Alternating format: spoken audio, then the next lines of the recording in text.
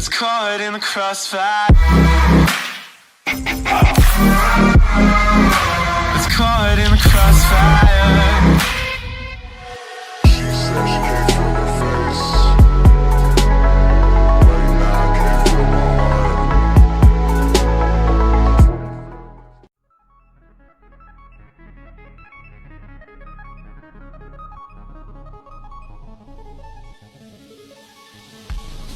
Leben ist Wille zur Macht.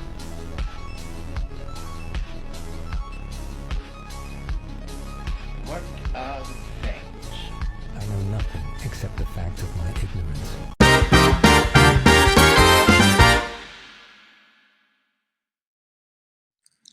Assalamualaikum warahmatullahi wabarakatuh. Halo semuanya, pada kesempatan ini saya akan menjelaskan tentang filsafat, mulai dari akar sejarahnya hingga mengapa filsafat masih penting dalam kehidupan sosial kita di era globalisasi. Tujuan saya menyampaikan materi ini adalah agar kita tidak hanya mengenal filsafat sebagai teori, tetapi juga memahami bagaimana filsafat bisa membantu kita berpikir lebih kritis dan bijak dalam menghadapi dunia yang cepat berubah. Judul dari yang saya presentasikan ini adalah Mengenal Filsafat dari Akar Sejarah hingga Relevansi Sosial di Era Globalisasi. Nah, apa itu filsafat? Secara sederhana, filsafat adalah upaya manusia untuk memahami sesuatu secara mendalam. Filsafat mengajak kita untuk bertanya, mempertimbangkan banyak sudut pandang, dan tidak menerima begitu saja apa yang kita lihat. Dengan kata lain, filsafat itu seperti kacamata yang membantu kita melihat dunia dengan lebih jernih. Nah, sekarang saya akan menjelaskan terkait akar sejarah filsafat. Perkembangan filsafat sendiri sangat panjang, tetapi saya akan jelaskan secara singkat dan mudah. Yang pertama, filsafat Yunani kuno. Ini adalah awal dari filsafat barat. Tokoh-tokohnya seperti Socrates, Plato, dan Aristoteles. Mereka mengajarkan pentingnya bertanya, mencari kebenaran, dan berpikir logis. Intinya, filsafat Yunani kuno adalah pergeseran dari penjelasan mitologis ke penjelasan rasional tentang alam, kosmos, dan manusia, meletakkan dasar bagi pemikiran barat dan sains. Kemudian, filsafat abad pertengahan.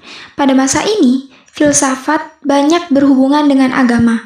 Tokoh dunia Islam seperti Al-Farabi, Ibnu Sina, dan Ibnu Rushd sangat berpengaruh. Mereka mencoba menghubungkan akal dengan wahyu. Filsafat abad pertengahan berpusat pada pertanyaan-pertanyaan teologis dan metafisik yang berusaha dijawab melalui logika, dengan pengaruh kuat dari filsafat Yunani kuno yang diinterpretasikan ulang melalui lensa agama.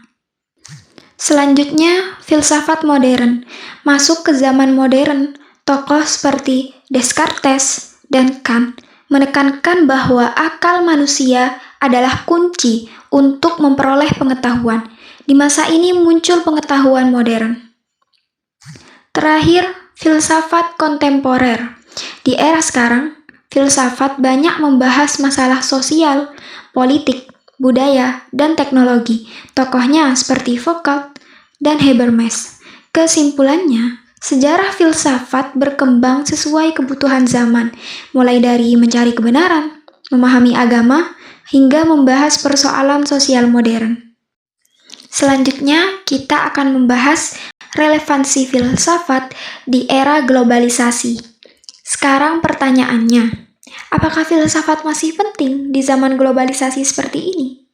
Jawabannya, ya sangat penting, karena globalisasi membuat dunia kita penuh informasi, perubahan, dan tantangan baru. Berikut beberapa peran filsafat dalam kehidupan modern. Yang pertama, mengasah cara berpikir kritis. Nah, di dunia yang penuh dengan hoaks dan opini ini, filsafat membantu kita menganalisis sebelum menyimpulkan sesuatu. Kemudian yang kedua, menentukan sikap etis. Contohnya, seperti bagaimana menggunakan teknologi dengan bijak, bagaimana menjaga privasi di internet. Ini semua dibahas dalam etika filsafat. Ketiga, membantu memahami budaya dan identitas. Globalisasi mempertemukan banyak budaya. Filsafat membantu kita lebih terbuka sekaligus tetap memiliki prinsip. Keempat, menyelesaikan konflik sosial. Filsafat mengajarkan dialog, toleransi, dan mencari solusi yang adil. Yang kelima, membentuk masyarakat yang lebih manusiawi. Konsep keadilan, hak asasi manusia, dan kebebasan berasal dari pemikiran filosofis.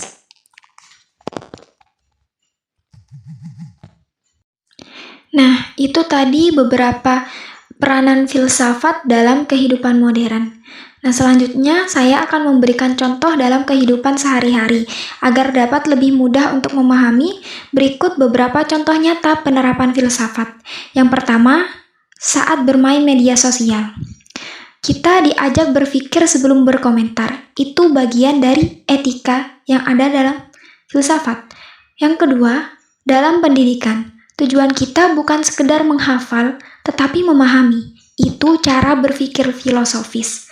Yang ketiga, dalam teknologi modern, seperti AI dan robotik, muncul pertanyaan etis. Apakah teknologi ini aman? Apa batasannya? Jadi, filsafat ini sangat membantu kita untuk lebih berpikir kritis dalam mencerna sesuatu.